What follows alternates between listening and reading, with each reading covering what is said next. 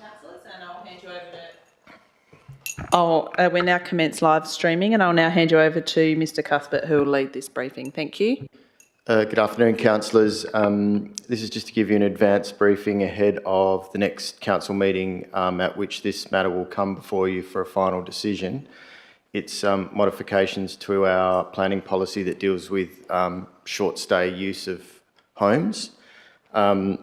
It's been with us for quite some time. There's reasons for the delays, and I believe that its commencement actually predated Nikki and Greg being on council, so I'll just remind you as to how it all started, the results of the consultation process and where we've got to. So,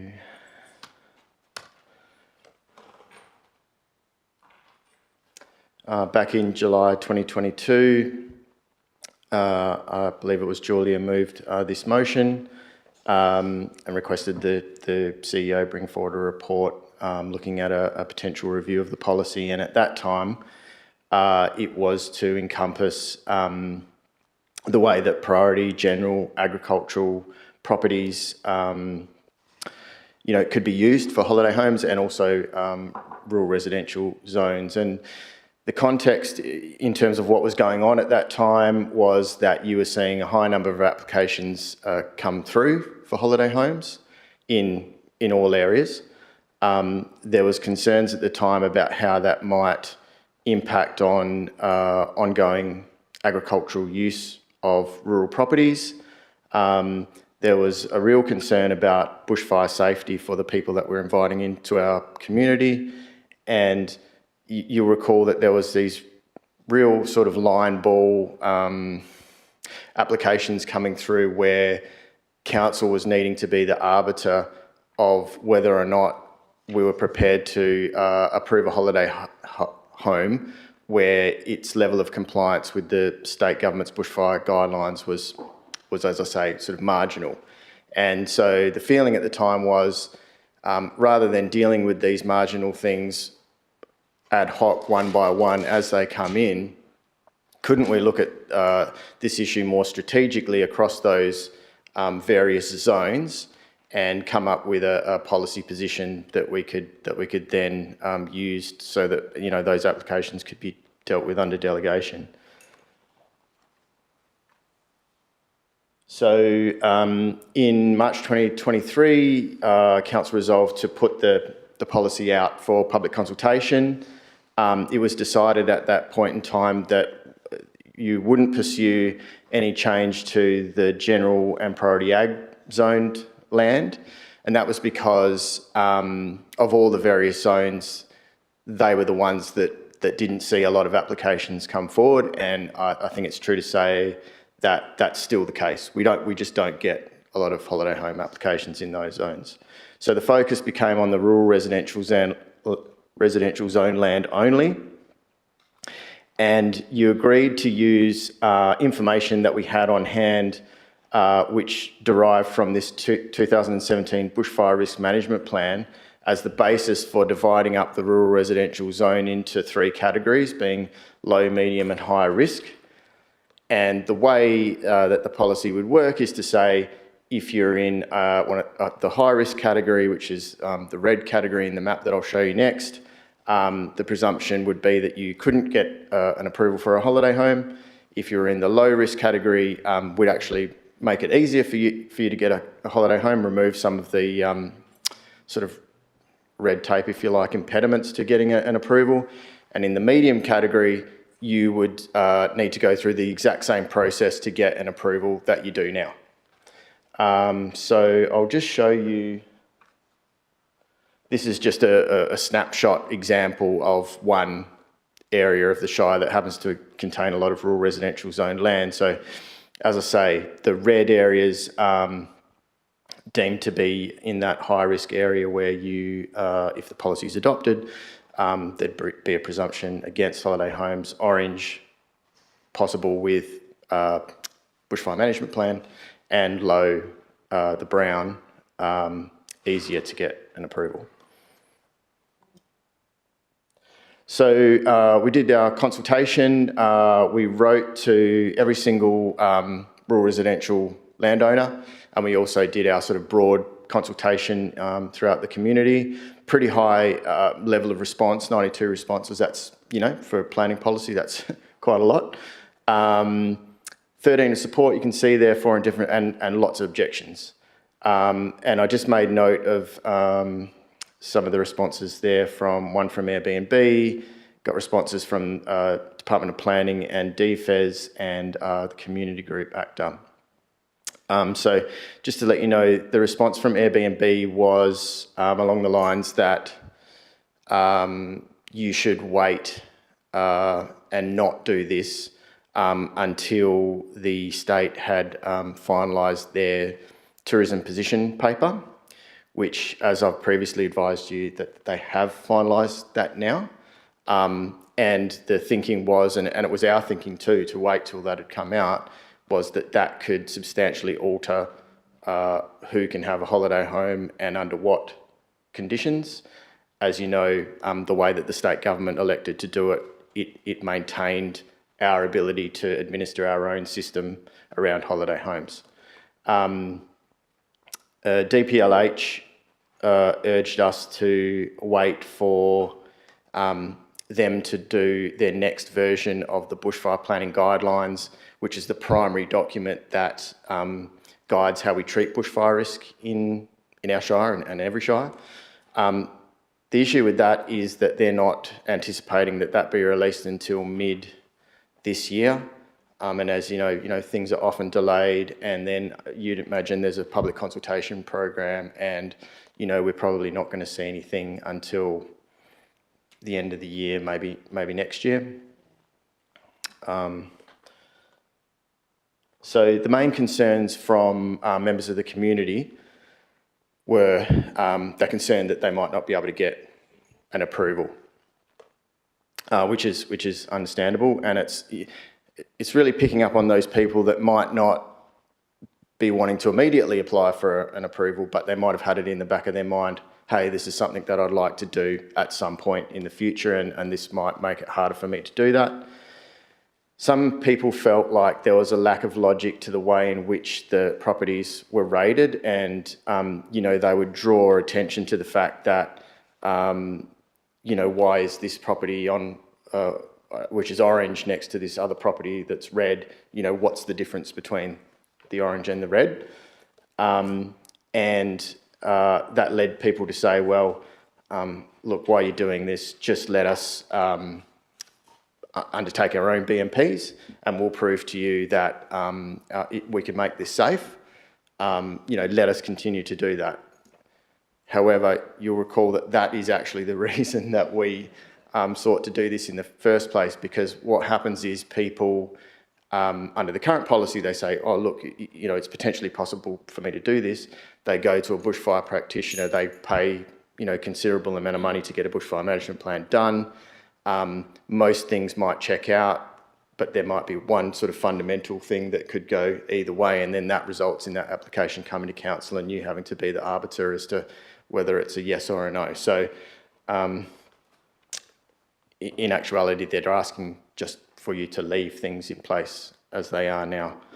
Sorry, Matt, just to intercept, were you going to briefly go into detail of DFES or ACTA's submissions or not? ACTA's just had some minor suggestions for improvement. The DFES submission was along the lines that the study that we'd done to inform the zones, the various colours on the map, wasn't really intended to be used for that purpose, and we acknowledge that. That's not why it was prepared. But you, of course, need to use something as a way. You need to use a metric to weigh up what's very risky and what's moderate and low. And so where it gets you to is, well, what are the options? Any number of staff could individually make a study of the area, whether it's a desktop type study, whether it's going out on site, and that would be subjective.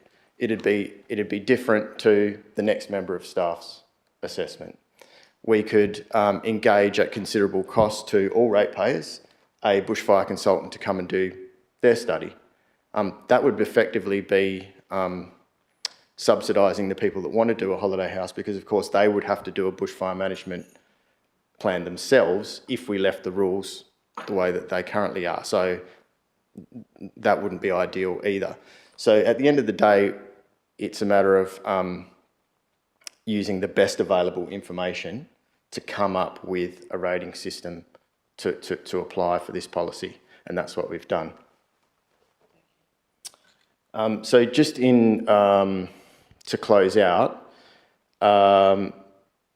just some observations. There's still a lot of applications for holiday homes coming through. You guys will see that on the DAR every week. New applications and renewals.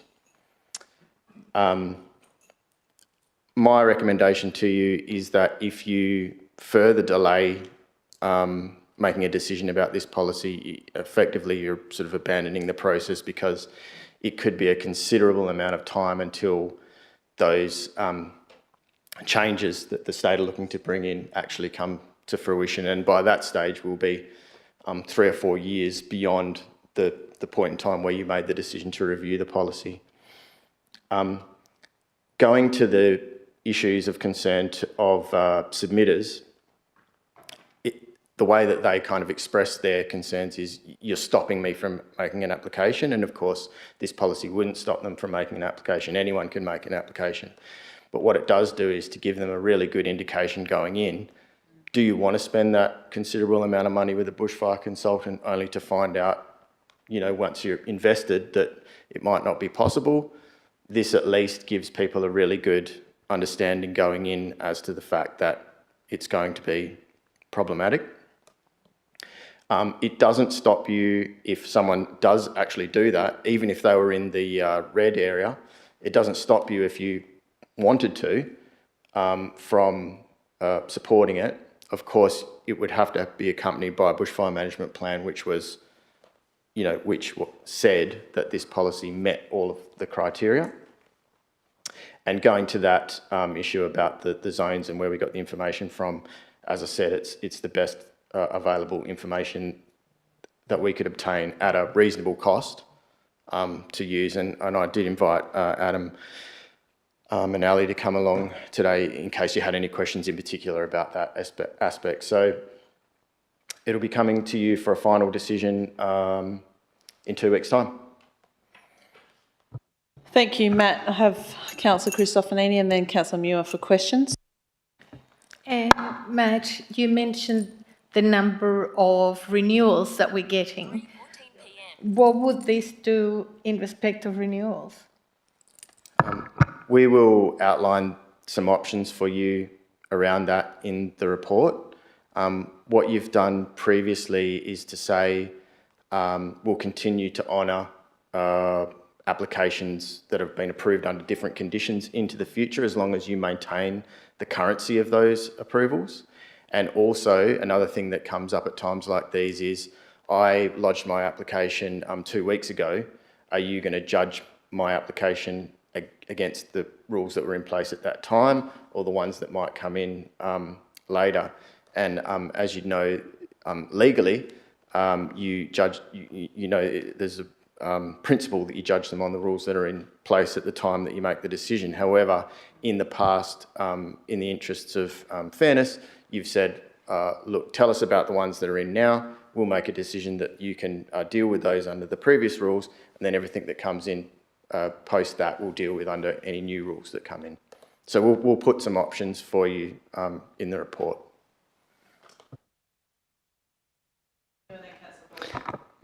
Thanks, Matt. I just wanted to understand, so the areas that are red, high risk, will they... Yeah, so those areas we won't allow holiday homes due to the risk, but people are still allowed to put in an application. Yeah, that's right. How would that work, I guess? I'm just curious to know what that means exactly. Yeah, the way it works is the policy will say that applications in high-risk areas, you know, there's a presumption that against holiday homes in those areas because they're too risky. But what people were saying to us is, I can prove that it's not as risky as you think it is. And if someone was to, even fully knowing that it has this risk rating and the risk rating has been applied for good reason, that they want to go into great expense in trying to prove that, you know, once the application lands with it, we're bound to look at it, I guess is what I'm saying. Yeah. So does that mean then as well that the whole process might be a bit more streamlined because we have identified these areas are high risk and then obviously the others are medium or low, so we can change the application potentially to be an easier process? Yeah, it will be an easier process because the thing that holds up applications at the moment solely, almost, is bushfire. So you would expect that the orange ones, the bushfire management plans will come in, they ought to be compliant, that means streamlined. In the low areas, we won't even require a bushfire management plan, so that's very streamlined. So we're making it easier in some areas and harder in others. Yes, thanks. My question was just around the map as well. I was just trying to interpret it. So there's white areas. Is this rating not applying in those white areas because they're residential or? Yeah. Yeah. So the colours are only applied to the rural residential zoned areas. You said that the study that this relies on was not designed for this purpose. Can you expand on what was the purpose of the study? I might ask Adam if he could talk to us about that. So the risk ratings were put together through the Shire's Bushfire Risk Management Plan, and it was, so under that program, all assets within the Shire were rated. They weren't rated as individual assets, but rather groups of assets were put in single assets that served a similar purpose. So, for example, you might have one side of a street that contains 6 houses. They'll be treated as one asset. We use the risk ratings to prioritise our mitigation treatments across the area, across the Shire. So we have a number of assets that are classed 1 or extreme, right through to 5, which is the lowest level of risk. So when we're putting our mitigation activity fund grant together, which we're currently doing, one of the things that we look at is what impact does any treatment have on the risk rating of particular groups of assets. Thank you. Follow-up question? Yeah, I do have a follow-up question. So this is a plan that could change if it were done again? The ratings? Correct. So as some of the former councillors may know, the BRMP is due for renewal, was due in 2022. The new guidelines have now been released and we do have a completion date for the review, which is late September, early October of this year. So the plan fundamentally will change because the guidelines have changed. Part of that review is going to involve looking at all the risk ratings on all properties across the Shire, especially when an older methodology has been used at arriving at those risk ratings. So anything that was rated prior to, I think it's 2017, will be subject to a new rating assessment in order to bring it in line with the current methodology. How many of those 2017 assets we have, I'm not sure at this point in stage. It's still a little bit too early. But we may see some movement through the different categories as a result of the methodology change. Thank you, Adam. Councillor Muir? Thanks, Adam. So do you think that we will have more or less high-risk areas? I mean, is that an accurate reflection, do you think? I can't say. Not across the detail at this point in time as to what that new methodology. For a lot of these, we won't be doing it. DFIS and WELGA are putting in a resource for local governments to actually, because there's going to be a significant amount of work, so DFIS and WELGA are putting in a position that local governments will be able to access to undertake it, because a lot of these will just be desktops, assessments of the risk rating using the current methodology. But how many there are, I'm not across that detail yet. Councillor Binks? Yeah, Matt, what impact is this going to have on the other than holiday homes, like the ancillary studios, hosted, unhosted, etc.? Would only be applicable to holiday homes. Can I just ask, do we currently in those high-risk areas, do we currently have the data to show how many holiday homes are approved in the red areas, Matt? We can get that data. I don't have it to hand, but it's certainly available. Yep. Thank you. Councillor Christofanini? Why is the focus only on Margaret River? What about elsewhere in the Shire? Yeah, so we've applied this same methodology throughout the whole Shire. So that's just a snapshot that happened to have a lot of rural residential in it, just to show you the various colours. But the whole Shire is mapped. Yep. Are there any other questions from councillors?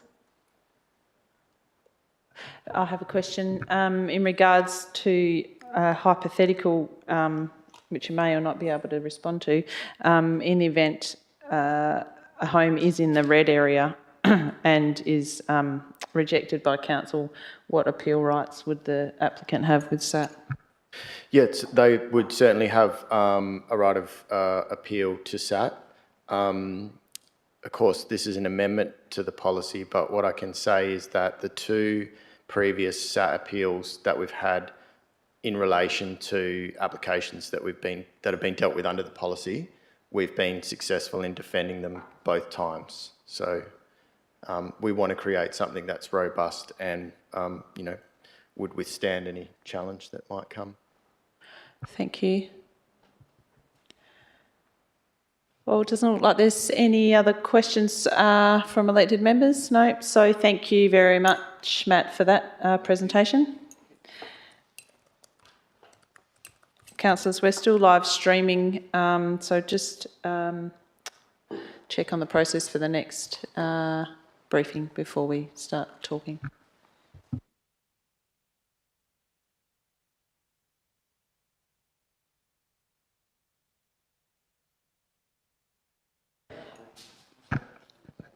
It is open.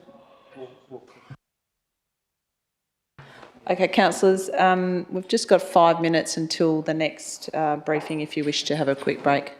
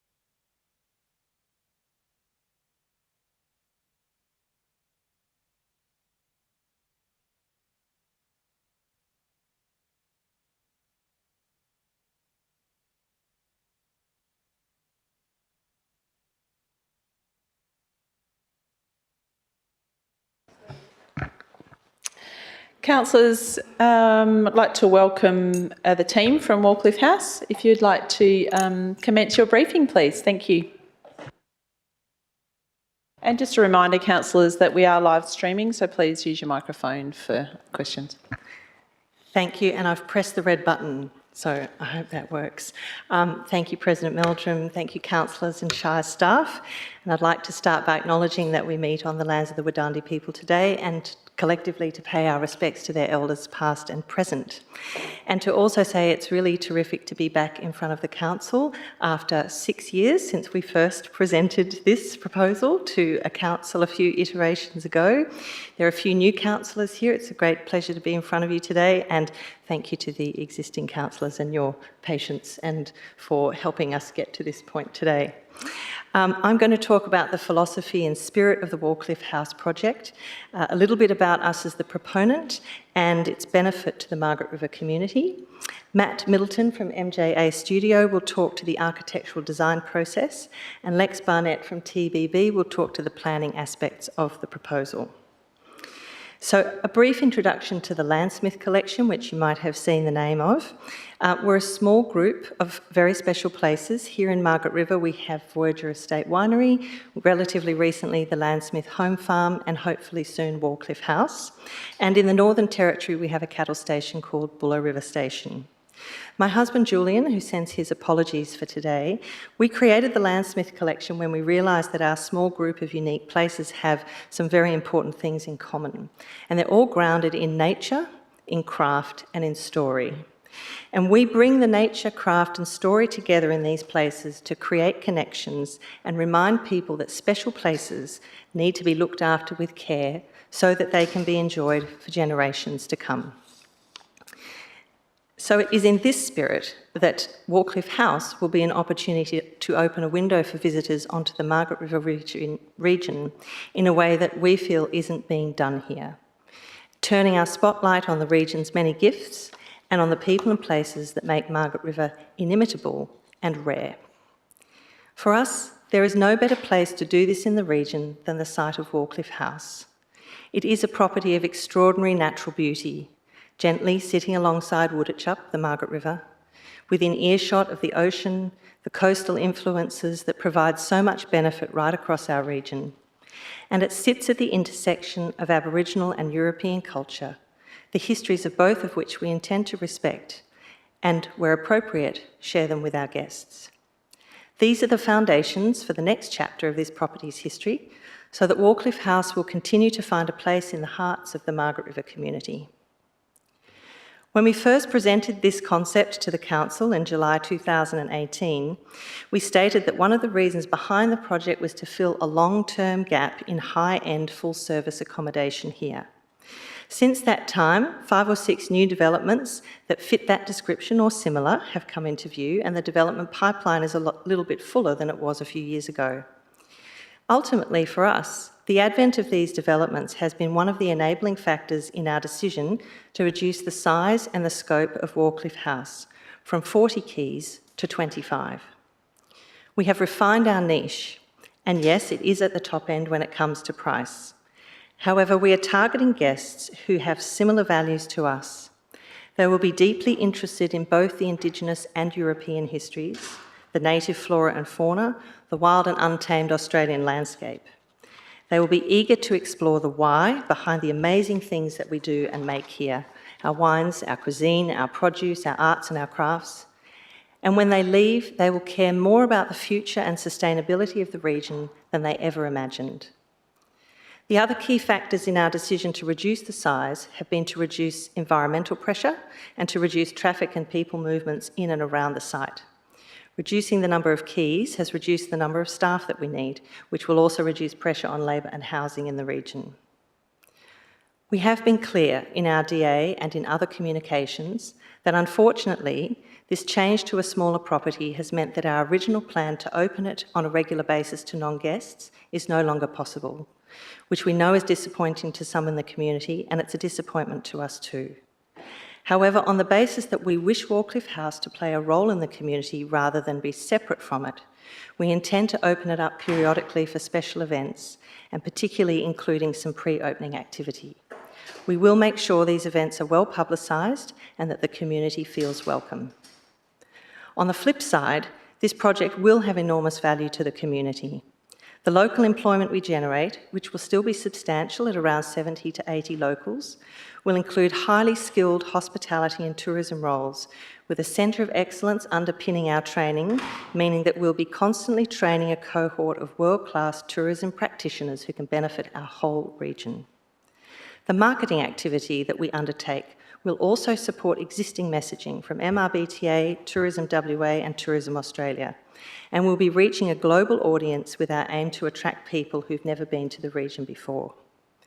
And most importantly, our guests will be high-value travellers with significant discretionary spending capacity, perhaps the highest of any accommodation venue in the region. And it'll be our job to send them out into the region with recommendations on where else they can spend those dollars. I'd like to just offer a few proof points of our commitment to community and the environment and as a business operator, starting with what we've done in Margaret River. For over 30 years, we have employed upwards of 80 locals at any given moment. We have a staff-driven community giving program. Our staff volunteer for regional boards and committees, as well as volunteering to manage a section of the Cape to Cape track. Voyager Estate is a fully certified organic wine grower and maker and is now a silver member of the Global International Wineries for Climate Action Group, one of only two wineries in the region. We've planted over 60,000 trees over a 12-year period. We did more before that, but we weren't counting. And that on our property has helped us restore landscape and ecosystem function. And whilst Buller River Station isn't in this region, it's worth stating that we treat that special place just the same way as we do our places here. Our primary purpose with the station is to prove up a successful coexistence model of pastoral activity and conservation. And key to doing this has been an Australian-first groundbreaking partnership with the Australian Wildlife Conservancy to achieve this goal and to create a model that other pastoral properties could follow. And this has already started to happen. In terms of what we've done at Warcliffe House so far, firstly, there is extensive detail in the DA that we have presented, providing a level of transparency that is beyond what is typical, as I understand it. A better than best practice approach to consultation with stakeholders for both this DA process and the scheme amendment process of 2019 and 2020, which includes the live and updated Warcliffe House blog, the 2020 series of community webinars, the community drop-in sessions from last year, regular engagement with local media to update them on the project and respond to community questions that are raised through that forum, the rigorous heritage consultation process with 12 representatives of the South West Badgerra No. 2 Indigenous Land Use Agreement Group, which resulted in the granting of a Section 18 approval with conditions, all of which are already being followed. We've had regular briefings with our neighbouring owners at 750 Warcliffe Road. We've had regular briefings with your fine colleagues here at the Shire and early engagement and constant consultation with the relevant government agencies. And on the ground, we have commenced extensive riparian zone restoration and we have removed the boardwalk that encroached on the cliffs at the Wannalyinup Caves. Both of these activities have been a direct result of the Indigenous consultation. And we've successfully relocated the Osprey family that had taken up residence in the chimney of the Cheney house into their new purpose-built home. We are acutely aware that there are some in the community who do not support our vision for Warcliffe House, and that you as councillors will be turning your mind to those concerns as you review this application. This property, perhaps more than any other, inspires strong feelings, and a sense of ownership is widely shared in the community. At every stage over the last 6 years, the team that Julian and I are proud to have alongside us has done an extraordinary volume of due diligence. The amount of care and consideration that has gone into every investigation, consultation, exploration, report and proposal is by all accounts well above what would be expected of a normal developer. Most of our consultants go out of their way to tell me that they never get to work this way on a project. And I suppose that's the point I'd like to leave you with, that Julian and I are not normal developers, and in fact we've hardly developed anything. We are citizens who happen to be in the fortunate position to be custodians of a handful of unique and valuable places that many people love. It would go against our own interests to follow a path that is disrespectful or insensitive to the unique values of those places. So we've done our utmost to understand and respond to the various concerns that have been raised, not just recently, but also in the past. We accept that some differences of opinion and interpretation are likely to endure. All I can say is that we have been humbled by the tremendous support that we have received from right across the community. And all of the people working on this, bringing this to you, are good people whose kindness, mindfulness and care are why they work on this project. I'm more than happy to take some questions, but perhaps we might continue, and I'll introduce Matt Middleton from MJA to talk to you about the architectural design process. Thank you. Matt, is it possible to go to full screen on there?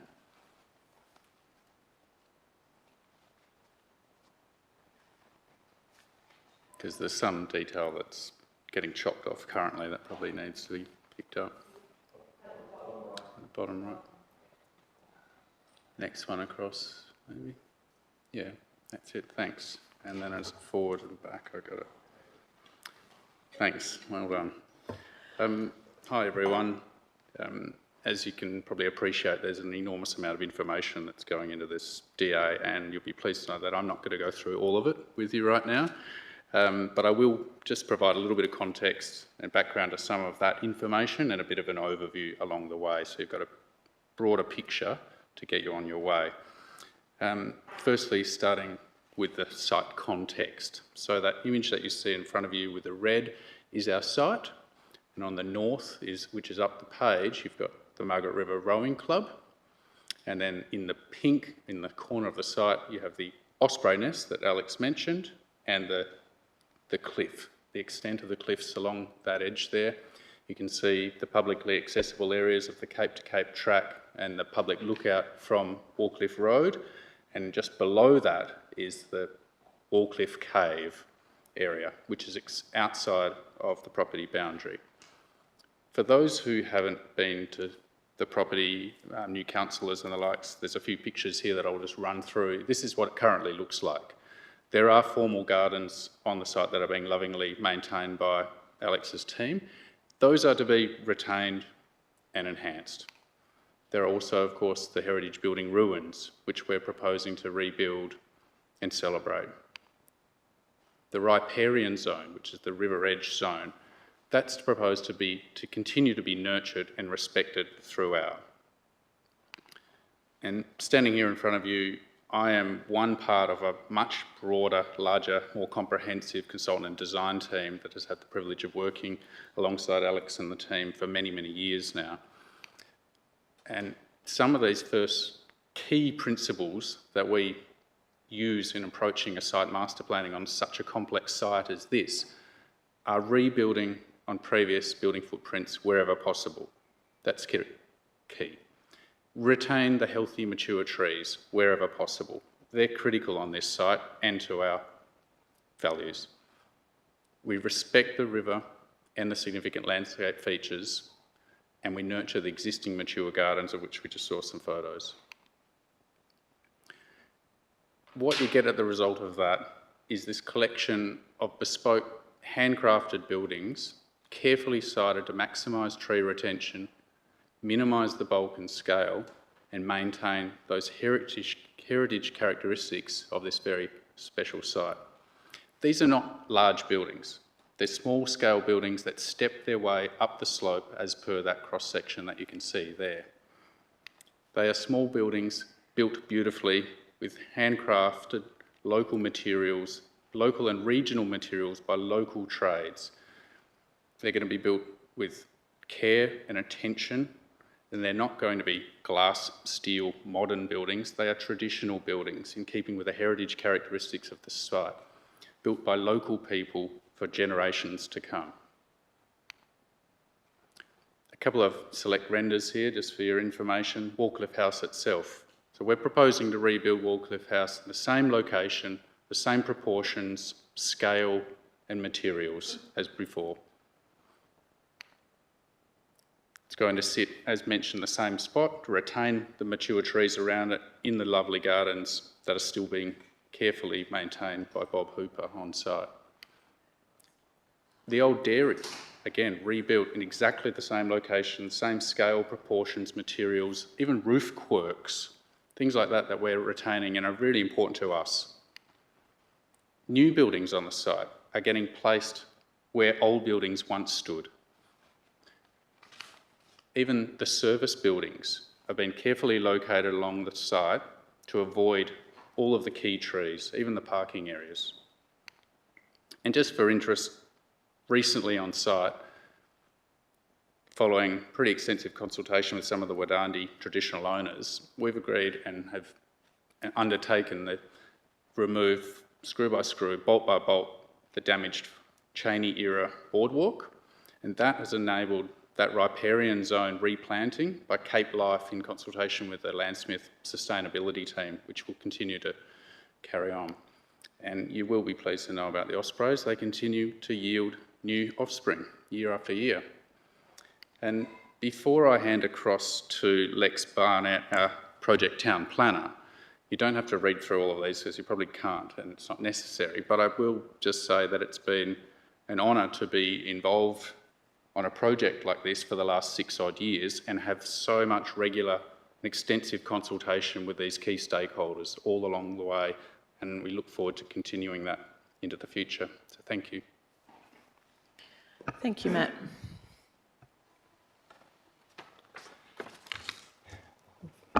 Thank you, Matt, and good afternoon, everyone. I'll just follow straight on. Now, as Alex and Matt have both outlined, this project has been, or this application is just one step in what has been a very long continuum of patient design and extensive engagement. But from my perspective as the planner, I think it's particularly worth looking back to 2020 when Scheme Amendment 67 was originally initiated by the Shire, and that was formally introduced into the scheme in mid-2021. That amendment was specifically designed to revamp the planning provisions relating to Wallcliffe House. And it's worth remembering that that amendment proposal was supported by a clear development vision. And that vision was expressed through this design concept that underpinned the amendment proposal. Importantly, that vision for Wallcliffe House remains unaltered. And the design brief that Matt has referred to remains true to that vision. And you can see from this image, which is the new DA, that even in a sense of a spatial arrangement, it remains very consistent with that original development concept. But there are some very important differences. Amendment 67 introduced the ability for the Shire to approve a boutique hotel of up to 40 keys, along with associated other uses, including restaurant, small bar, tea rooms, spa, among other things.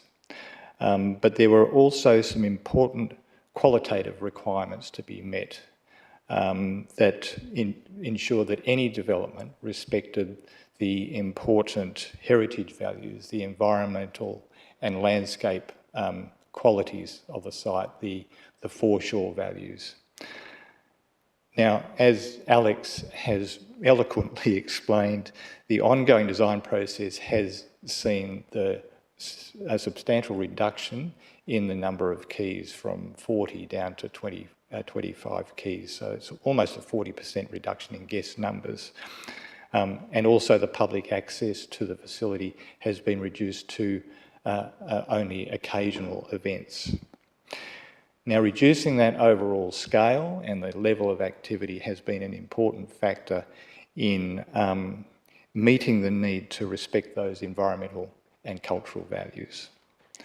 And as well as having other spin-off effects like reducing traffic impact and other movement impacts. So to the extent that we're very confident now that the proposal meets both the quantitative and the qualitative requirements of the scheme. So beyond the statutory compliance, though, any development of this nature is going to evoke questions and concerns from members of the community. And from the community feedback that we've received through the various engagement processes that we've gone through over time, and Alex has alluded to those, we feel we've got a pretty good handle on what those things are, what those key issues are that matter to this community. Now, individual comments and individual concerns are going to be many and varied, but some of the common themes that are broadly resonant through a multitude of those responses are things like the environment, obviously, heritage, Indigenous culture, bushfire safety, water quality. Those things are commonly resonant as community concerns or issues or questions. Some of those things have already been touched on by Alex or Matt in their presentations, and you'll ultimately see that these things have been identified and recognised and pretty thoroughly addressed in our very detailed development application documentation. But as Alex said, we would be very happy to take questions on any of those specific issues if you wanted to discuss those further today. So to wrap up, we are all very excited to have reached this important stage, this significant stage in the rebirth of Wallcliffe House. We believe that the proposal before you now remains true to the original concept that was presented to the Shire when you supported the introduction of Amendment 67. The proposal sits well inside the quantitative requirements of Amendment 67. And also we believe it meets the important qualitative requirements around environmental, heritage and cultural values. And we do hope that the Shire will support and commend this proposal in its recommendation to the JTAP. Thank you very much. Thank you. Councillors, so it falls to us as staff to talk to you about perhaps some of the less exciting parts of the proposal, but I think you're used to that from us. And we're not going to be able to get down into every facet of the proposal, but Harriet and some of the other members of our team have prepared a 30-page report for your consideration leading into this matter coming to you Wednesday, 2 weeks' time. And as Lex alluded to, it is a JDAP application, which means that they will make the final decision, and these matters come to you for noting or to otherwise make alternative recommendations to JDAP from what staff are recommending. So I'll just get into some of the points where that have kind of challenged us in terms of where there's a bit of tension between the proposal and some of the planning rules. And it's times like this that you wish that you had done that PowerPoint course, because of course the presentation that you just saw looks fantastic and ours less so, but hopefully the information will be interesting to you nonetheless. The consultation process yielded quite a number of submissions, a relatively high number of objections, but also quite a large number of submissions of support. The key reasons people gave as to supporting the proposal is really about allowing the site to come back to life again after, you know, the bushfires and the demolition. And the key, really, the key issue of concern, the thing raised by most submissions of objection was around Indigenous heritage issues.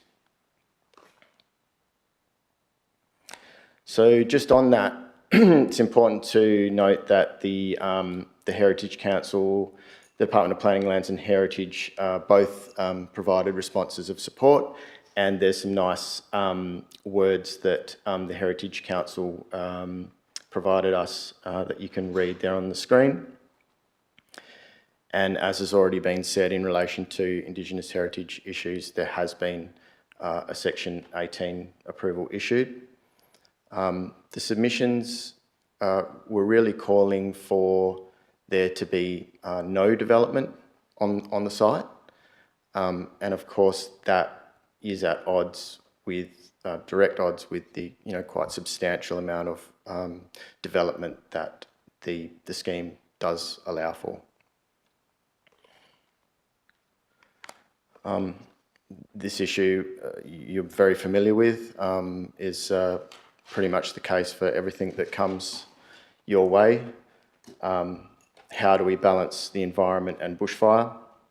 And we just use the words there in italics taken directly from the scheme and that were put there via Amendment 67, which Lex has mentioned. The area of most interest to us is the area that you see there in the plan, and these are what's referred to as bush cottages 1 to 5, and they're sited in a vegetated area of the site up on a hill. What I want you to understand is that primarily is that achieving a good outcome here for these cottages in terms of the environment requires you to allow variations in relation to bushfire. Because if the compliant bushfire requirements that we would take straight from the state government's guidelines would be applied to these cottages, it would wipe out virtually every tree on that little hill.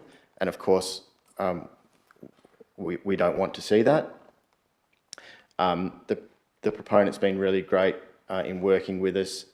Every tree over a certain size has been tagged and GPS located, so we know exactly what trees need to go and what trees can stay. Harriet will correct me if I'm wrong, but I think the number of trees that would be required to remove just for this little section of the development is 18. And all of the large trees that survived the 2011 fire can be retained, subject to this alternative bushfire safety methodology. Councillor Christofanini. We heard recently about the materials that were going to be used on the site.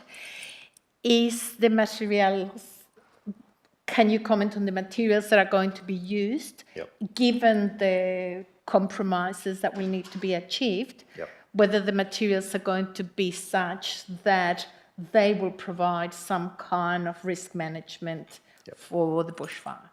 The materials are integral to this alternative approach to fire management. So just to give you one example, in order to achieve that heritage look that's being sought here, instead of using, say, for example, wooden shingles, what's being proposed is handmade terracotta tiles, which have that same look. In fact, I think they look fantastic, but they also create that shielding.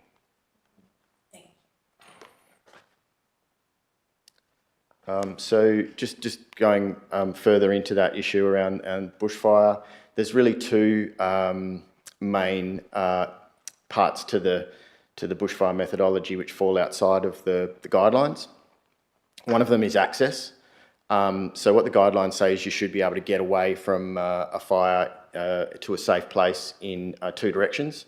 So if we imagine ourselves at Warcliffe Road, we can obviously turn left and get into Margaret River and beyond. But if we turn right, we can effectively only go to Narrabeen and not anywhere else.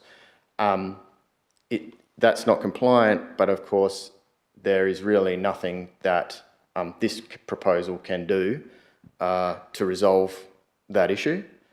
And the amendment which was approved, which created the potential for this amount of development, was of course, that decision was of course made with full knowledge of the road network and its limitations. The second issue where there's that tension with the guidelines is around APZ. So you'll be familiar with APZ's asset protection zones. That's a zone which is quite often around about 20 or so metres out from the outside skin of a building, whereby vegetation needs to be modified to create that lower fuel environment to give some protection to the building. And there's a very different approach of being applied here, which doesn't require so much intervention into the native vegetation. So moving on then to a different issue, there are some height variations, and this is quite a good plan because that orange colour is basically the 8 metre height, and then everything that you see protruding above that are buildings that will be above 8 metres. You'll see that the main incursions are buildings that are effectively going to replace buildings that were there previously, and the new buildings are in many respects lower and less mass than what had been there previously. The key consideration for whether or not these height variations are good or bad, it really comes down to what impact are they having on the visual amenity of the place. What will you be able to see from key vantage points, and is that good or judged to be good or bad? And then on that, this is a image taken as if you were looking at the development once completed from the opposite side of the river to the site. This is what you will be projected to see. And as we've said, in the main, what you'll see is something akin to what you would have seen previously. So that is it from us, but we're all happy to take questions, aren't we? Councillor Binks. Thank you. Thank you so much. This has been a fabulous presentation. I really appreciate it. Thank you very much. I am interested to know how will the Shire be exposed should there be a bushfire go through, given that we're proposing to make some variations to all the bushfire management, etc. Is there any risk to the Shire, somebody dying in a fire and taking it out on the Shire? This is a key thing that is on our mind, and we don't expose the Shire or councillors to those type of risks. We won't be the final decision maker, so that's the first thing. But of course we are providing a recommendation, and we want our recommendation to be such that we aren't exposed to any risks, and the recommendation that we'll provide to you will take heed of that. I won't telegraph too much more about that at this time, because we're continuing to work on it. Thanks, Matt. Thank you. Councillor Muir. Thanks. I just had some questions in regard to the wastewater treatment and the sewage. Is it my understanding it's happening on site or taken off site? Would you mind explaining a bit about that? Yep, so all options for wastewater treatment were investigated by the proponent, including tapping into the existing plant at Narrabah, pumping it back to Margaret River. Where it landed was that the wastewater be dealt with by what we call the package treatment plant that will sit on the site. Don't know if I have a great image to show you exactly where, but it's in that leg, the entrance sort of leg to the site. That's where the treatment plant will sit. It'll treat the water to a high quality, and it will be irrigated on the site in places that have been determined through studies to be the best locations for that. with a key objective of keeping those sites over 100 metres away from the Margaret River. And that approach has been supported by both the Department of Health from a human health perspective, but also by DEWA from a environmental health perspective. Councillor Christofanini? I had a question for the proponents as to the publicly open or possibilities, whether you could tell us a little bit more about that. Yes, so thank you for the question. We have, first of all, haven't spent any time on this site running it, logistics, getting the ebb and flow of movement of guests. So without making any commitments, we want to spend that time so we can get to know what our property can handle and what it can't. We also will be dependent on what our maximum capacity will be, so how many people we can have. But in an ideal world, we would be looking to host, say, 3 or 4 events that members of the public, they'll either be ticketed and they can buy a ticket, it might be ballot and they can go into a ballot, or it might be free entry depending on what it is. So a couple of examples that we've thought through. It's been famous for years for its open garden opportunities. And one of the great things about buildings like these is they always need a lot of care and maintenance. So we have envisaged that at different times we may need to close the hotel part, but we wouldn't need to close the garden. So while there are people busy inside fixing taps and repainting and replacing carpets, we could host groups of 30 to 40 to come through at different times for an open garden visit. Another type of event might be something like collaborating with the Readers and Writers Festival, which we support at Voyager Estate as well, and have perhaps more intimate guest dinners with some of the visiting authors that we could offer tickets to members of the general public. Thank you. Thanks. Thank you, Alex. I have a question for yourself, Matt, in regards to this DA and its intersection with the Shire's public art policy. Yeah, so given the value of the development, it is subject to those requirements. And as you know, the proponent can either elect to do something on site or to contribute money so that the Shire can do something elsewhere. And my understanding at this point is that the proponent would elect to do something on site, but that would be covered by a way of condition to be applied in the event that it was approved. Just to confirm that public art policy is now entrenched in our LPS 1, correct? Correct. Thank you. Councillor Boland and then Councillor Muir. Thank you. I've got 3 fairly quick ones. So it was just in relation to the cottages in the bushfire area. I was wondering whether there's any sprinkler system to assist with protecting the property, whether that's sprinkler system outside or inside. Is that part of the management plan? It is internal and external sprinklers, is my understanding, throughout the site. Yep. My next one was, it was said that the public views of the site are limited, but probably not entirely correct to phrase it that way, because there would be views from the river, which is public space. I assume you're referring there to from the road above, but maybe that's something we need to, when we're dealing with this further on, maybe some amendment there. Is that a correct approach, that you'd call the views from the river public views? Sure. The public can view the site from the river, but of course there'll be less people using the river passing by to see it, so that's really where we were coming from around that.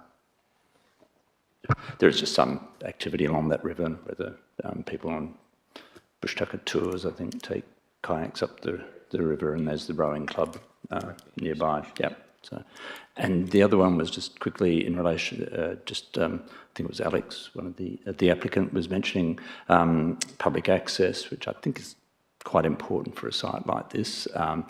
But there was mention of 3 or 4 events, and I assume that was 3 or 4 events per annum. So maybe if we seek clarification there through the chair. Yeah, thank you, Councillor Boland. Thank you, Alex.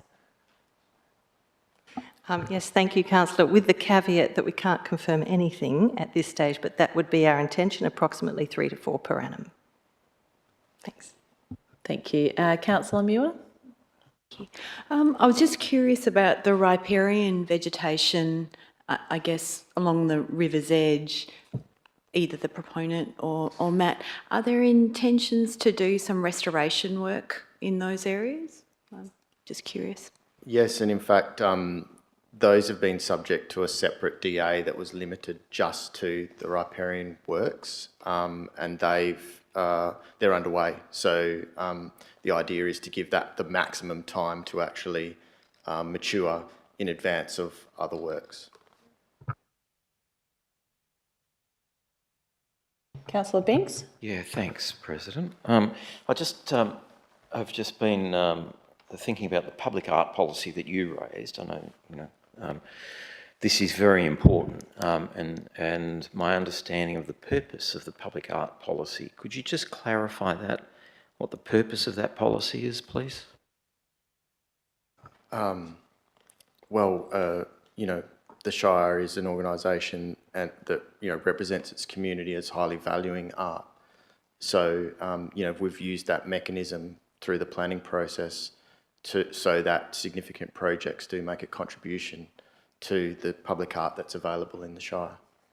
Okay, so one of my questions, I guess, is regarding the public art policy, and if what I'm hearing is correct, the intention is that that will be invested effectively in the property itself, but the public won't have access to that.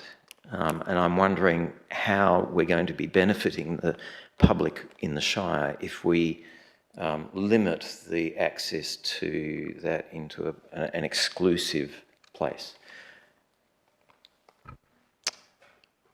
Would the proponent like to respond to that? Thank you. It makes perfect sense, councillor. We've actually had that conversation ourselves, which is why we haven't stated specifically that we will deal with the public art contribution on the site. It goes without saying that that the owners are very much lovers of art, and you'll see a lot of artworks in the grounds already, so it will be there regardless. But that there was that concern, well, is it really public art if it's not that accessible? So our early discussions, or our recent discussions with the planning team, was to impose the condition as per the policy that a contribution, the equivalent value of whatever the value is provided. And at this stage, that contribution could be made in the form of art on the site. It could be a cash contribution to the Shire for the provision of art elsewhere, or it could even be the provision of public artwork in the locality of the site, in the vicinity of the site, but might be in a more public location, and something that could, celebrate the Indigenous culture of the location, or something like that. So I think we've agreed to keep it open-ended until we find the best solution. Yeah, I think I heard also the words used, local trades, as much as possible. So this is an iconic site. It's a really iconic site, isn't it, within the Shire? And I think the sense of buy-in that we have from the community, so that there is a personal pride in what we have there, is really important. So to have public art out there that people connect with, I think is really pivotal. So I would, just make that comment. I probably shouldn't, but I did. Thank you. Might I just respond to an earlier question of Councillor Boland's as well, just to elaborate on what... Yes, please, go ahead. What Matt had already explained, just regarding the visibility of the project from different locations. Our DA package has actually provided a view images, LiDAR viewed images, what do we call them? Yep, from different public locations, not just the road. So there are image views taken from the bush, the trail, the track, and from different locations along the river, including up the rowing club end as well. So you can see it from different positions on the river, from the track above, and we've even done a higher view from up in the air above the mouth of the river to show into the site, even though that's not that's not a publicly visible thing, but it shows more of the site in context. So I think we've worked hard to try to show how it may be visited, how it may be viewed from every conceivable angle from the community's point of view, from the public point of view. Thank you very much. Councillors, are there any further questions for the proponent or our officers in regards to this? Councillor Boland? Yes, just in relation to that last comment, it was around what we are going to receive in our agenda item. The applicant has their views, which are the views of the site, which will, I guess we'll receive those as well when it comes through. I think we've got a 30-page agenda item to be dealing with fairly soon. And I did have one query around that whether we will be getting more information around the Aboriginal cultural and heritage aspects of the site. I noticed that there is a Section 18 approval, but that's some time back, I think.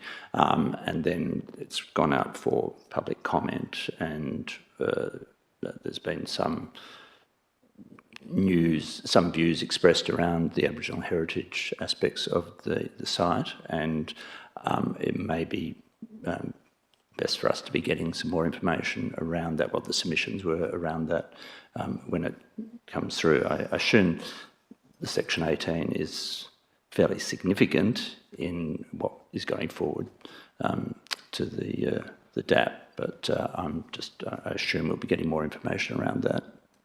Perhaps the best way to resolve that is that you'll be getting that package very, very soon, well in advance of the meeting. And so if there are any questions arising once you've had a chance to look at that, please do get in touch with us. Thanks, Matt. Are there any other questions, councillors? No? Well, I thank you, team, for your presentation today and informing us on your DA. And thank you, Matt, for your technical advice. So, councillors, we are ahead of time.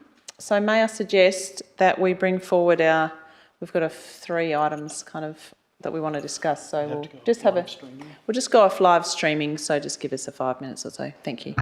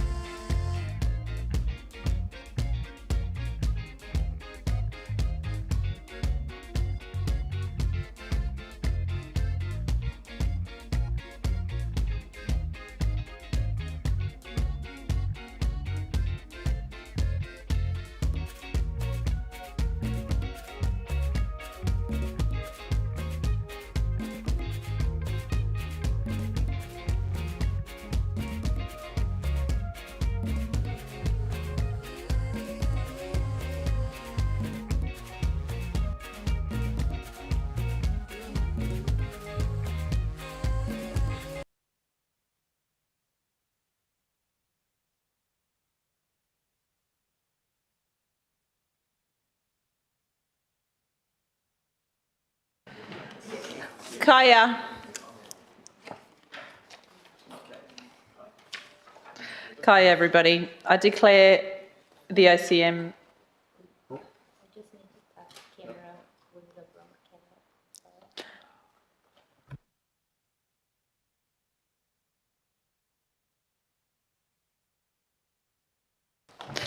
Kaya, I declare this meeting open at 5:30.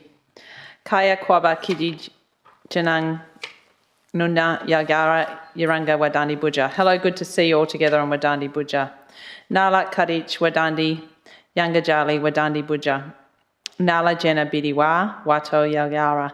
I'd like to acknowledge the Wadani people, the traditional owners of Wadani Buja, and pay my respects to elders past and present.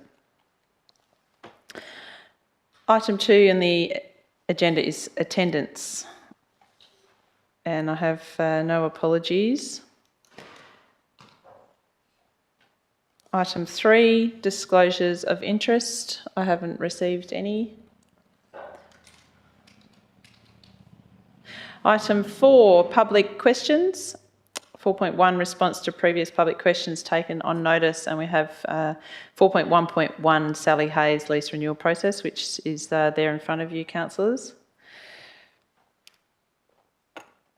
And 4.1.2 was a response to Todd Giles in regards to the ward system, and the responses are on the screen there, councillors. 4.2 is public question time. Are there any questions from the public this evening? No? Can we just say it was opened at 5:32 and closed at 5:32? Because there's no one present. Okay. Yeah. Yeah. I don't have to say that. No. Okay. Item 5 is applications for leave of absence, and I have not received any. Item 6 is confirmation of minutes from previous meeting, and we have a motion there that council confirms the minutes. You'd like to move that? Yep, from the 24th of January. That's Councillor Binks to move, and seconded Councillor Muir. Councillor Binks? Moved as written. Councillor Muir? All those in favour, please raise your hands. That's 8-0, thank you. Item 7, deputations. I don't believe there are any this evening. Item 8 is petitions. So 8.1 is a petition to upgrade the Corrimup Basketball Court into a multi-sport facility. So I have received a petition, and you've all seen this petition, I'm assuming. So I have a motion here to receive the petition. Council receives the petition for an upgrade of the basketball court into the multi-sport facility.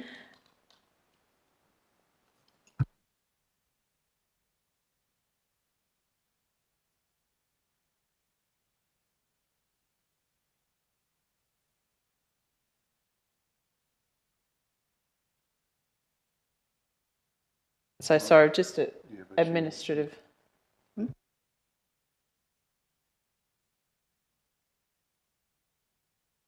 So I'm moving a motion that council receives the petition only. Do I have a seconder for that? Councillor Earl?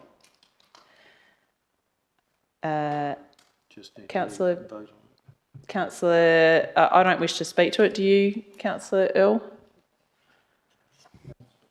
Oh, yeah, briefly, Please, can you? Sorry, Councillor Earl, I'm just seeking advice as to whether you can speak on it. Well, you can.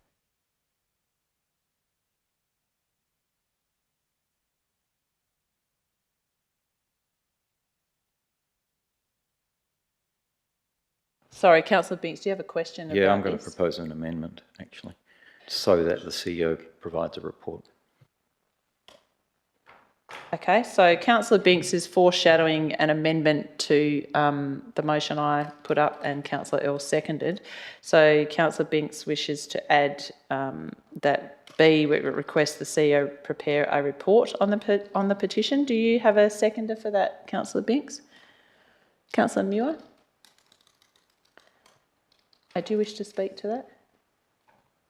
Yes. can as a yes, mover? Yes, Yeah. thank you. Yeah, no, I just believe that if a member of the public go to the effort of putting a petition together and gather the signatures that they do, that it's important for us to look at that and receive a report so that we can consider appropriate action.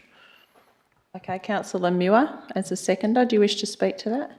Do I have anyone who wishes to speak against Councillor Binks's amendment? Councillor.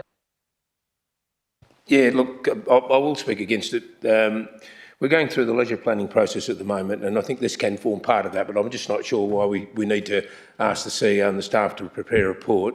And particularly on I'd have to say, on this petition, where less than a third of the people, by their postcodes or their address, which is a bit limited, actually come from our Shire, and even less that come out of Cowarrup. But I can understand, and it's great that people are out there trying to bring it up, but we've got a process that we're going through. I think, rather than perhaps waste a bit of time, the CEO giving us a report that says it'll be part of the leisure planning process, I just don't know why we need to do it. Okay, do I have a councillor to speak for this amended motion? No. Oh, Councillor Boland? I wanted to speak, but not necessarily for. I want to inquire about an aspect of it. Okay, I'll allow you to speak. Yeah, sure, of course. Thank you. This has just cropped up in the last 24 hours, and I haven't had a chance to check through the petition, and but there was some comment around whether it satisfied the requirements. So I'm quite happy to have receive input from the community. I don't want to stand too much on procedure. Sorry, we shifted our seats around. So, so I don't know if there's any comment from the CEO that it's satisfactory in its current form to satisfy the requirements of, I think it's the Local Government Act. And then I think we do have to make a call about what we do with it. And yes, if we receive it and seek a report, I'm quite happy with a report from the CEO. Thank you, Councillor Boland. I'm advised by my governance staff that the petition satisfies the requirements for it to be accepted as a petition. It is an online petition, so it doesn't normally carry the signatures and etc. that we're used to. Some of us that don't deal with online petitions, but it is an evolving trend in local government and with petitions, so it does meet the requirements. Okay, councillors, I will just, I will actually speak, no, I won't, sorry, I'll withhold that comment. So, Councillor Binks, would you like right of reply here? Yeah, just very quickly. I don't know what the content of the CEO's report is likely to be or how extensive it's likely to be, but I would assume that it would include information like Councillor Earl has mentioned. And I think what it does is it gives the members of the public the opportunity to understand those particular elements. So I think it's important. Okay, thank you, Councillor Binks. Councillors, will now put this amendment to the vote. All those in favour? And that is 6-2 with Councillor Keno and Councillor Earl against. So that now becomes part of the substantive motion. So we have that council receives a petition calling for an upgrade to the Cowarrup Basketball Court into the multi-sport facility, and additionally that we request the CEO provide a report to council. Do I have a councillor to move that motion? Oh, sorry, it's already. It's now the sorry. amended substantive motion. Excuse me. Yeah. Okay, so I withheld the right to speak to that. Councillor Earl spoke to it. Do I have anyone to speak against this primary motion? Then I'll put that to the vote. All those in favour? That's 8-0. Thank you.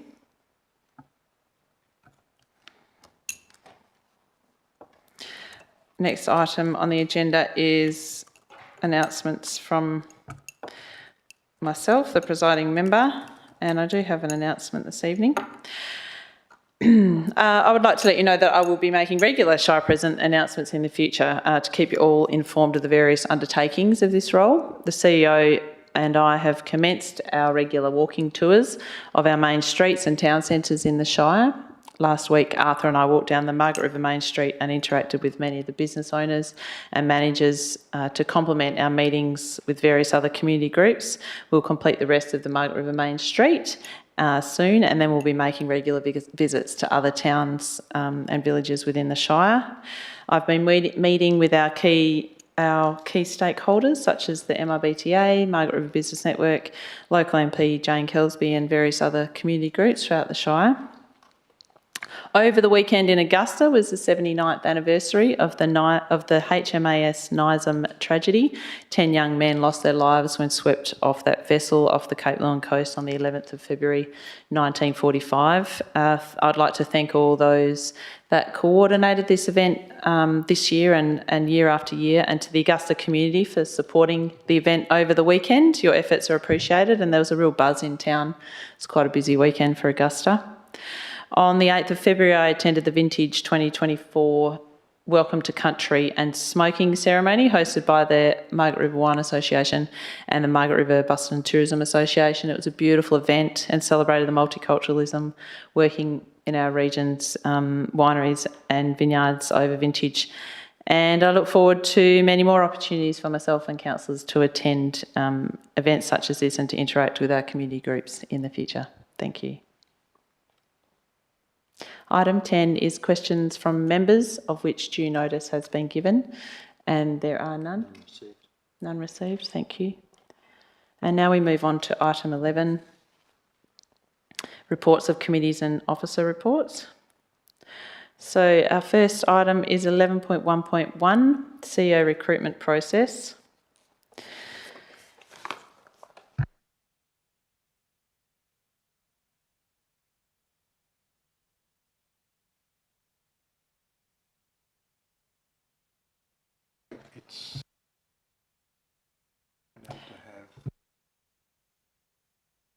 Okay, councillors, we have an officer's recommendation on the screen.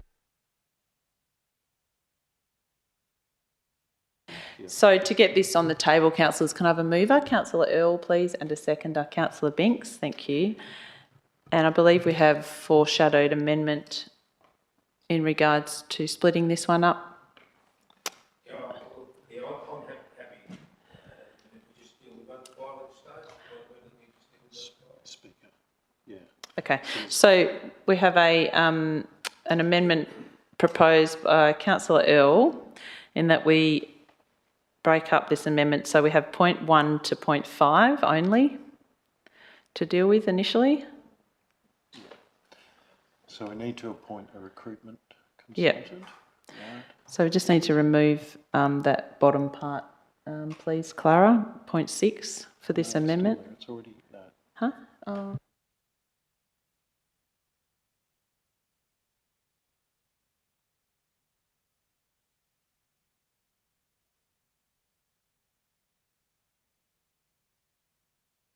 Yeah.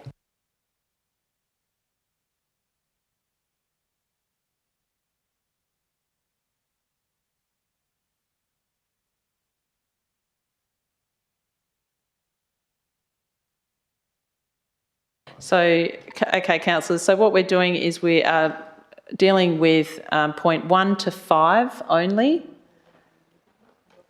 of, so this is the amended motion. And we need to, in particularly point 2, we need to insert the preferred supplier for the consultant. So we'll just wait for the minute taken and then we'll deal with 1 to 5. Thank you.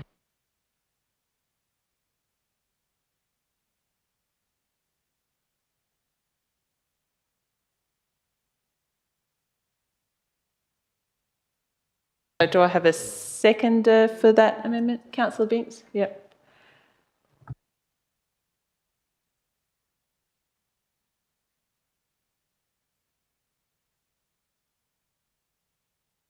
Okay, we'll just Sorry. Just wait a minute, we'll just sort out this and then we'll read through it so we're clear about what we're dealing with here in 1 to 5. I've just asked for your patience. Thanks, Council.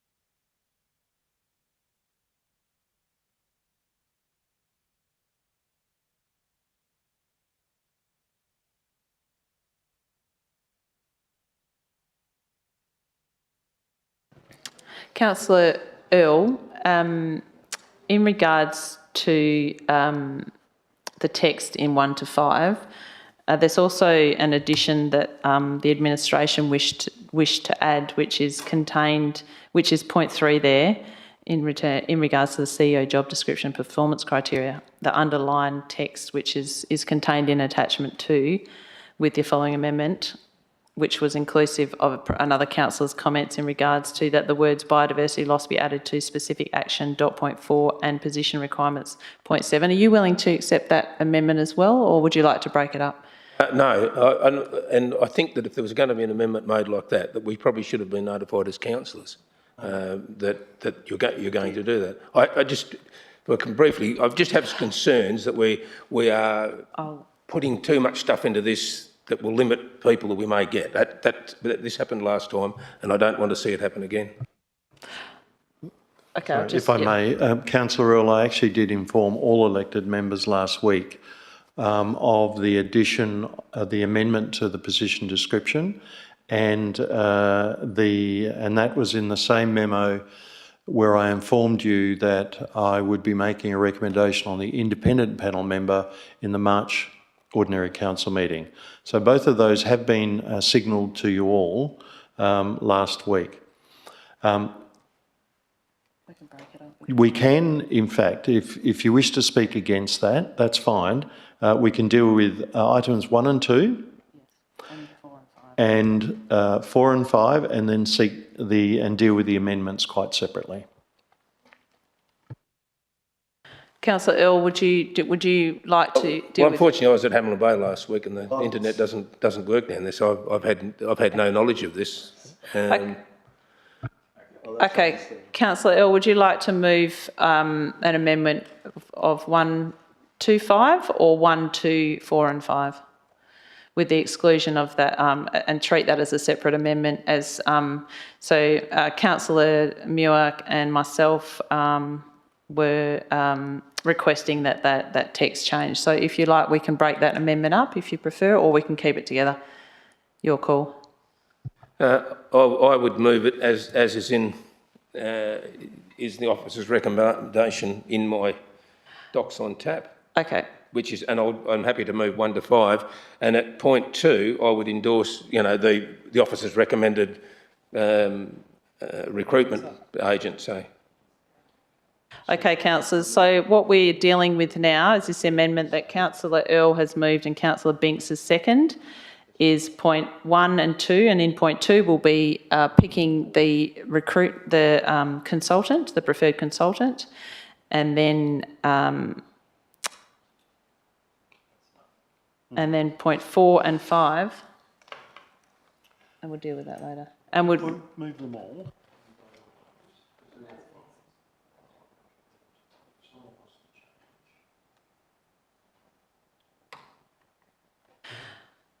Okay, we're going to leave 3 as it was. So this amendment has been moved by Councillor Earl and seconded by Councillor Binks. Councillor Earl, do you wish to? Well, we need to actually insert something into point 2 there. So would you like to propose a name? Number 7. The consultant as recommended by the staff. Okay, thank you. Which to in confirm? The confidential attachment. Thank you. Which is number 7. Yep. Okay. Do you wish to speak to that amendment at all? No. Councillor Binks, would you like to? Does anyone wish to speak against this amendment? Yeah. You can ask a question, certainly, yep. So to include biodiversity loss with climate change, do I need to add in another amendment? Yep. Correct. So what we'll do is we'll deal with this amendment now, Right. okay, as it is, and then you have the opportunity to foreshadow another amendment to the original motion, and that is your opportunity to modify that point 3, and then we'll deal with that, and then after that we'll deal with the other aspects of that original motion. Okay. Okay, so does anyone... That's okay. Does anyone wish to speak against this or for this motion? I'll put that to the vote. All those in favour?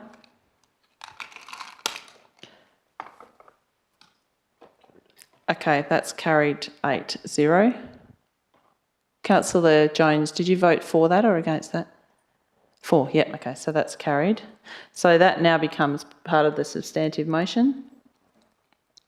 We'll deal with that. So, Councillor Muir, do you wish to propose an amendment to that substantive motion now in point 3? Yes, please. Okay, so councillors, we're just dealing with point 3, which will be in front of us in a minute. Point of order. We've actually just dealt with that, and that. So if you're going to make an amendment, that should have been while that was live. We've now going to move a motion that we're going to change one part of a motion that we've already passed. So you'd need to rescind that motion to do that.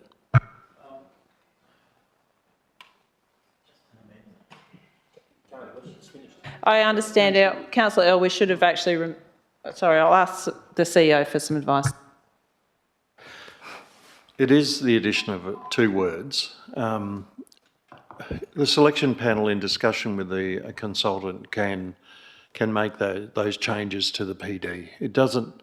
I mean, the intention of the report is to provide the PD and other factors that would assist the panel. It doesn't mean the panel is locked into that. So they can be amended through that deliberative process with the consultant. I wouldn't get too hung up on it. For the purposes of ensuring that we go ahead with as little difficulty as possible, my recommendation would be leave it as is and address items 6, 7 and 8 as amendments, and that will make it clearer, I think. And Councillor Muir, I think the process, working with the panel, we will consider what other things need to be varied in the PD that doesn't substantially change it and may add to it. Can I just ask a question, please? Because I did seek advice to include that one point. And I guess I feel like we are in a biodiversity hotspot. It is actually one of the most important elements that our community in all of our consultation has identified as important. I would be extremely disappointed if we've gone through a process and that's not included. I would like the opportunity to include that.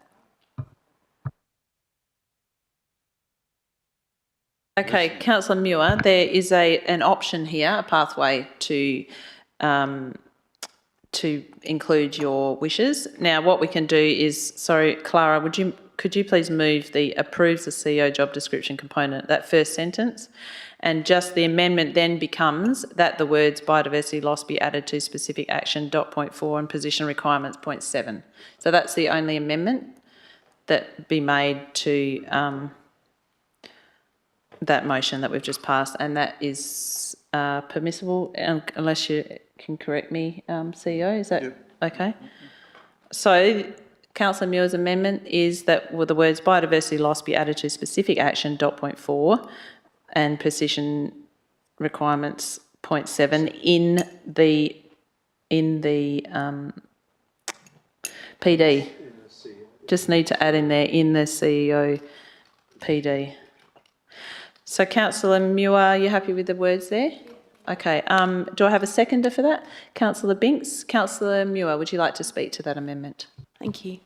I think we're all well aware that our community has, in every consultation that we do, put forward the environment as our most important asset. It's the reason many people live here. It underpins our major industry, which is tourism. I think we need to recognise how important it is that the CEO values biodiversity and ensures that their whole team is behind that. So I would like to see it included. Thank you. Councillor Binks.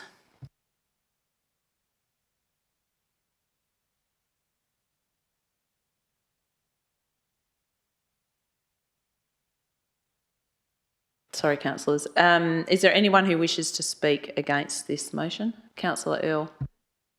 Thank you. I'm speaking from the point of last time that we decided to select a CEO, and we made this PD thing that was so big and broad that I believe it knocked out about half the people who may well have put their hand up to become our CEO. I think we need to keep it narrow, and part of what we need to do is the councillors who are sitting on this committee to go through the process of getting a new CEO.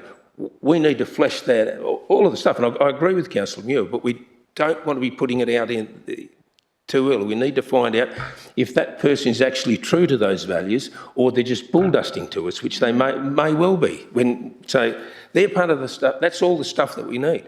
You know, do I move a motion here that the CEO needs to interact with the business people in town? Well, no, I'm not, because that's an expectation of a new CEO. The same as the biodiversity stuff and all the rest that is required by what we have put together in our business plans and all the overarching documents we have. It's obvious. I'm just not sure that we should be picking out two words to put in here, which may scare off half the potential CEOs, or they put that into whatever the new app is that you can get that writes the bull dust resumes for you. So it concerns me. We should be leaving that reasonably broad, not because as it is, and not adding those few words, because there's so much other that we need to do. We'd expect a CEO to do other than what Councillor Muir's putting in. I think we can deal with that through the process. Okay, thank you, Councillor Earl. Do I have a councillor to speak for this amendment? Councillor Boland. I'm in favour of what Councillor Muir has put forward, but I'm just trying to work out exactly where we're at in all this. Like, what are we, this particular amendment, where are we adding that to? And does it have a number or? Yeah. So just the technical aspects of it. I'm just trying to get clear. So my understanding is, Councillor Boland, and the CEO can confirm this, is that we are purely just dealing with the amendment that the words biodiversity loss be added to specific action .4 and position requirements .7 in the CEO position description, which we have just previously accepted in the amended motion. So that is the only part that we're dealing with, and then we'll deal with the rest. Yeah, so that's. Can I just get clear though? Yep. That's part 3. Are we amending part 3, or are we adding a new 6, or what's going on? Part 3. Yes, it is part of 3. We're amending Correct. part 3. Yes. Okay. Maybe Correct. if we could read that out, just so we're clear. Okay. In part 3 at the end of description there. At the end of description. Oh, it's all right. She's. Councillor Cristofanini. So I've gone back to the position description and I'm a bit lost. So it's .7 where it says contemporary skills and experience in the management of physical and financial resources, budgets and other assets and biodiversity loss? Is that what we're asking? In the attachments, if we go, because I've now referred back to the position description.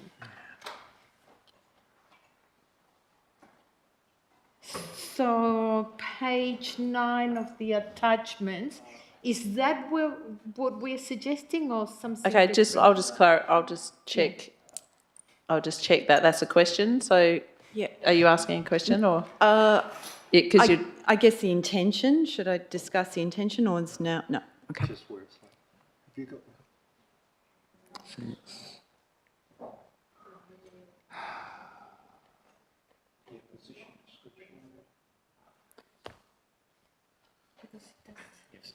Yeah, I'm trying to figure it out as well.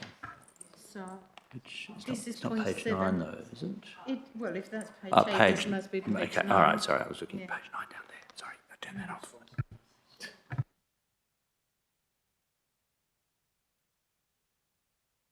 Just be patient, councillors. We're just finding that exact item and we'll get it on the screen.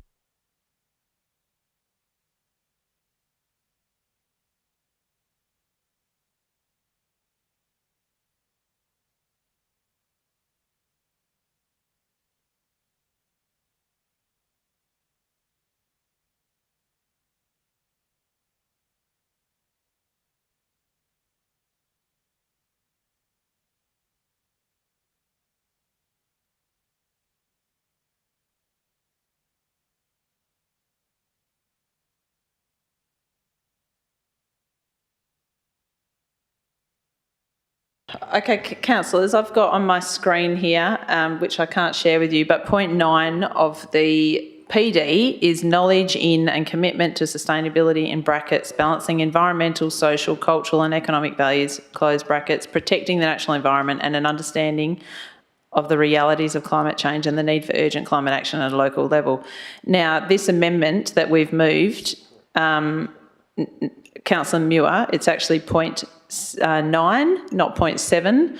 So if we're happy to, are you happy to amend that so it's accurately reflected? That should be a 9 instead of a 7. That's correct. And just to confirm, so we know exactly what we're talking about, is point 4. Nope.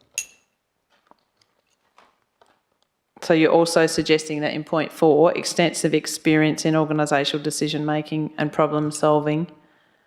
No, can't be that. No, Doesn't make any sense. it doesn't. So we need to remove that point 4 because that's irrelevant. So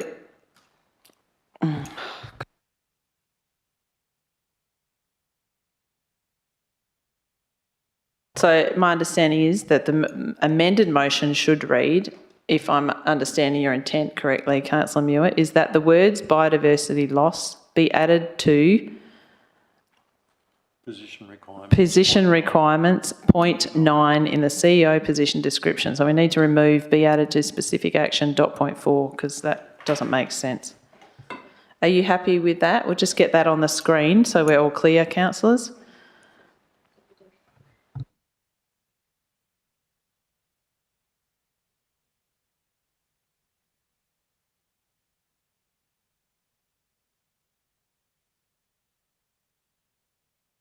So Councillor Binks, you're happy with that? Yes, I'm fine, thank you. Thank you. Okay, we've had Councillor Earl speak against it. Councillor Boland, did you wish to speak for this amendment? Yes, but I Okay. just wanted to get clear where we're putting those words in that number 9. It just says at the So- beginning of that amendment that the following be added to item 3, okay, which refers to the CEO product description, position description, and, sorry, performance criteria and job description. So it'd be added to point 3, which is our substantive motion. Is that clear? Yeah, but in number 9, After climate change. after the words climate change, Yeah, be added. okay, Added to position point and put in comma. okay, after. comma, biodiversity loss and the need for urgent climate action at local level. Yeah, I Okay, don't think it really matters that where reads it is, okay. but it's going to be added in point 9. Yeah. Okay, so did you wish to speak for that motion, Councillor Boland? Okay. Does anyone wish to speak against that amendment? Councillor Keno. Yeah, I guess for all of the same reasons to Councillor Earl. There are a lot of things that are really important to our community. We know that environment is right up there. That's the first thing that comes to mind when you talk about the Shire of Augusta Margaret River. I want to be careful with this that we don't scare a potentially good CEO off. Now, if the panel chooses the correct CEO and we get the right applicants, A good CEO will do this naturally, and they'll also just fall into the role. I don't want to limit to who applies for this job. I'd rather see a little bit more open-minded and see where we go from there. Where do we mention agriculture? We heard from the farmers the other week how important that is to people. Did it rate a mention? No. And so, while we've all got our passions and we've all got our reasons for putting these things forward, you know, for me, I just think that we should just leave it open, keep it simple, see who applies, and if the panel are doing their job correctly, then we will end up with a good CEO. So, yeah, I don't support this addition. Anyone else wish to speak for this amended motion? I'll speak for it. I support this amendment in that it is quite simply an addition of 2 words which complements sustainability, it complements balancing environmental, social, cultural and economic values, which is already in the PD. It complements protecting the natural environment, and it also complements the understanding of the realities of climate change and the need for urgent climate action at a local level.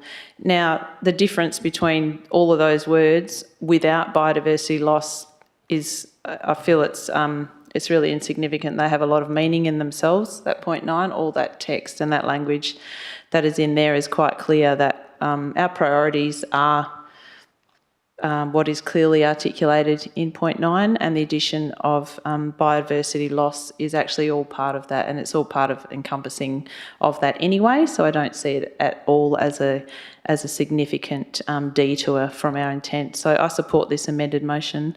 Is there anyone else that wishes to speak against it? Would you like the right of reply, Councillor Muir? Thank you. I agree with you, it's only a couple of words, but it has a lot of significance. We've mentioned in there climate change, and I guess it's easy to talk about sustainability. It's easy to put forward statements about addressing climate change, changing light bulbs, etc. Particularly in our area, our highest values are biodiversity. We have, endemism that is the envy of the world, both terrestrially and in our oceans. And we need someone who recognises that. Major accounting firms across the world are now looking at biodiversity loss and climate change. We need someone who's at the forefront of understanding the risks that we face to our community long term. So I really think it's important. These couple of words add depth and meaning, and I would hope that whoever comes in as CEO is forward-looking and able to ensure that our community can address the risks that we face into the future in an agile and flexible way. Thank you. Thank you, Councillor Muir. Councillors, we're now going to put this amendment to the vote. All of those in favour, please raise your hand. That is 5 for, and 3 against was Councillor Keno, Councillor Jones and Councillor Earl. Thank you. So now that becomes part of the substantive motion. And we also have another amendment which deals with point 6, 7 and 8 of that original motion. Does a councillor, so we can see that on the screen there, so that's establishing the panel, deals with the independent selection panel member and also a deputy. So Councillor Binks, would you like to move that amendment? Yes, I'll move that amendment with the... would you like me to include? Please. Okay, so point 6 will read Shire President, Councillor Julia Meldrum, Councillor Cristofanini and Councillor Earl.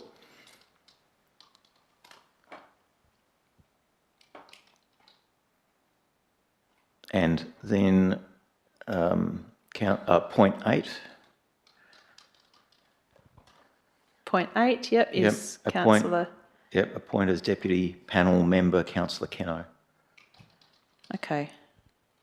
So, councillors, do we... we're all clear with that. Do we have a seconder for that amendment, please?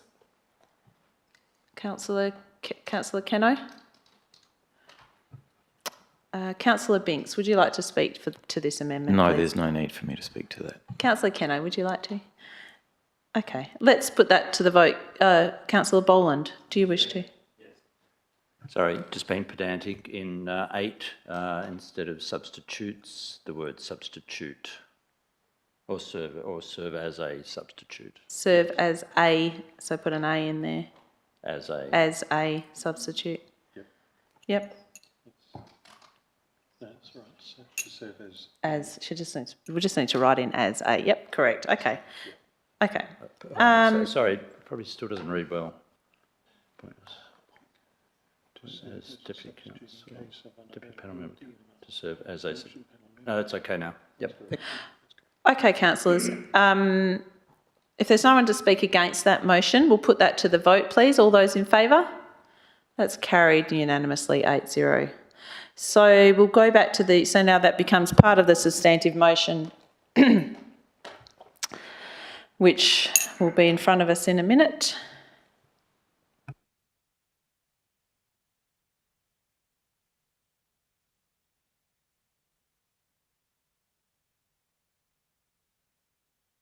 Okay, you're correct, Councillor Christofanini, thank you. We did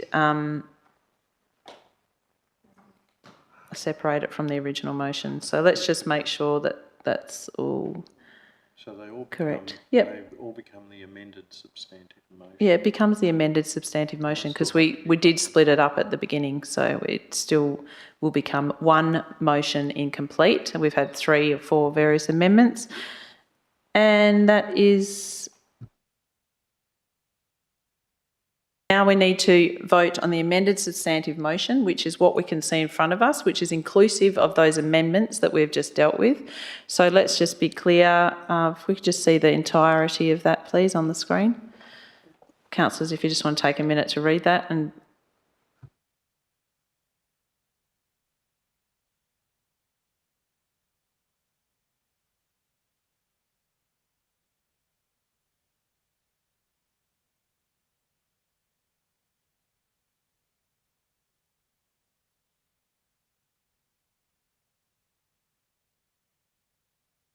okay, councillors, do I have a...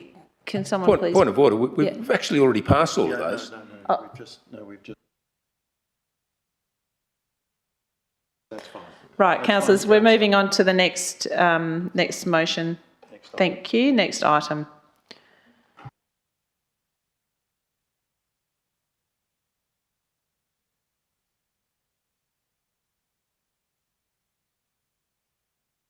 Next item is 11.2.1, which is management responsibility for Moen Road. Do I have a councillor to move the officer's recommendation? Councillor Christofanini. Sorry, Councillor Keno, do you wish to ask a question? Sorry, just a quick question. The speed limit on this end of the road is 100. Is there a reason for that? Is that the Sorry, Councillor Keno, sorry, we have to get a seconder for the motion and then you can ask a question. So, Councillor Earl. So, no, well, so we did check, so just in regards to that, Councillor Keno, we did check the standing orders and we should not be asking questions before there's a motion on. So forgive me for that previous indication that it was permissible. It's not. So we need to get a seconder and a mover and a seconder, which we now have. So sorry, please carry on with your question. Thanks. Sorry, I always used to ask questions before we moved and seconded. I just wanted to query the speed limit on this end of the road when it's 110 on the other side of Sue's Road, and if that's because of the quality of the road or there is another reason around it. Mr. Logan, maybe I'd answer that. Oh, sorry, David Nicholson. Thank you. If you could please use the mic. The section between Sue's Road and Annup's been built to a higher standard with wider, flatter verges and a greater clear zone between the edge of the road and the trees, so that's why it's got a higher speed limit. No. Okay. Councillor Christofanini, would you like to speak to that? Councillor Earl? If there's no one to speak against that, I'll put that to the motion, please. All those in favour? That's 8-0. Thank you. The next item on the agenda is 11.3.1, Financial Activity Statement for December 2023. Do I have a councillor to move that motion, please? that we received the report from December? Councillor L, thank you. Is there a seconder? Councillor Keno, thank you. Councillor L, Councillor Keno. If there's no one to speak against, we'll put that to the vote. All those in favour? That's 8-0, thank you. Next item on the agenda is 11.3.2, which is our 2023-24 budget review. We have a motion there to adopt the budget review and the recommendations. Do I have a councillor willing to move that, please? Councillor Earl or Councillor Keno, seconded. Councillor Earl, do you wish to speak to that? Councillor Keno? If there's no one to speak against that, we'll put that to the vote. Councillors, all those in favour? That's 8-0, thank you. Item 12 is motions from members of which previous notice has been given and there are none. Item 13 is motions for consideration at the next meeting, and we have a motion 13.1 signage at Narrabut Bay and Flinders Bay, ecological and cultural values, from Councillor Muir. Would you like to read that motion, or are you happy for me to? Okay. So the motion is the staff investigate implementation of engaging and educative signage at Narrabut Bay and Flinders Bay of the ecological and cultural values of these areas, collaborate with other stakeholders to reduce duplication and ensure effectiveness of messaging. Item 14 is new business of an urgent nature. There is none. Item 14. Sorry, from 14.1 members, there is none. Is there any urgent, no urgent business? There's a matter I want to talk to you about. We should have moved that whole motion. That's CEO recruitment.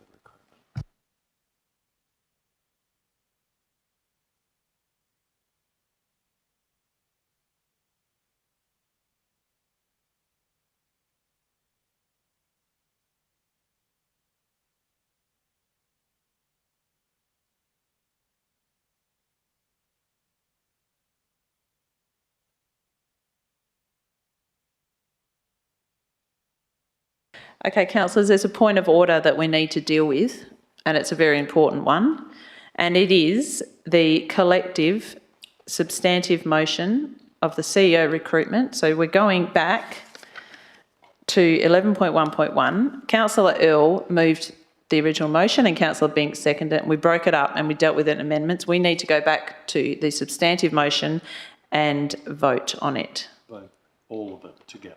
All of it together. So can I ask for a show of hands of all those in favour of point 1 to 8 of that substantive motion? That is 8-0. That's passed unanimously.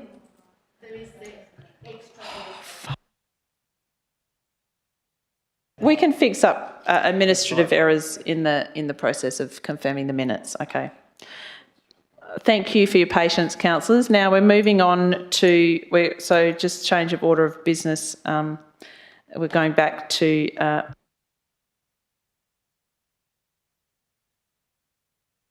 okay, so 14.2 is business of an urgent nature from the CEO. There is none. So item 15, confidential business, there is none. So we'll move to close this meeting at 6:18. Thank you for your patience, councillors.